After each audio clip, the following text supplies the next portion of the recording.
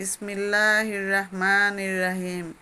খেদা খোৱা শয়তানৰ ফুচলনিৰ পৰা আল্লাহ তুমি আমাক ৰক্ষা কৰা। পৰম কৰোণাময় পৰম দয়ালু আল্লাহ তাআলাৰ নামত আৰম্ভ কৰোঁ। আজি কোৰাণ শৰীফৰ প্ৰথমতে থকা সূৰাটো সূৰা ফাতিহা আৰম্ভণি সূৰাটোৰ অৰ্থ সহকাৰে অৰ্থটো পঢ়ি শুনাব খুজিছোঁ। আশা কৰোঁ আপোনালোকে শুনি আল্লাহ তাআলাই কি কৈ আছে জানিব পাৰিব। এইটো কোৰাণ শৰীফৰ সকলোতকৈ দামী সূৰা। আলহামদুলিল্লাহি ৰাব্বিল আলামিন। সকলোবোৰ প্ৰশংসা আল্লাহ তাআলাৰ প্ৰতি, যিজন আটাইকেইখন জগতৰ প্ৰভু। তেওঁ পৰম কৰোণাময়। আৰ ৰহমানিৰ ৰহিম। তেওঁ পৰম কৰোণাময় পৰম দয়ালু। মালিক ইয়াউমিদ্দিন। তেওঁ শেষ বিচাৰৰ দিনৰ গৰাকী।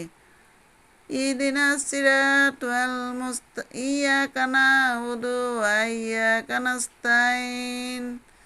হে আল্লাহ তাআলা, আমি তোমাৰে আৰাধনা কৰোঁ আৰু তোমাৰে সহায় বিচাৰোঁ। ইহদিনাছ ছিৰাতাল মুস্তাকিম ছিৰাতাল্লাযীনা আন'আমতা আলাইহিম গায়ৰিল মাগদুবি আলাইহিম ওয়ালাদ-দাল্লিন আমিন। হে আল্লাহ তাআলা, তুমি সেই পোন বাটটি দেখুওৱা সেইসকলৰ বাট, যিসকলৰ ওপৰত তুমি তোমাৰ অনুগ্ৰহ দান কৰিছা, যিসকলৰ ওপৰত অভিশাপ পৰা নাই আৰু যিসকলে বিপথে যোৱা নাই। আমিন। হে আল্লাহ তাআলা, তুমি কবুল কৰা। সমাপ্ত।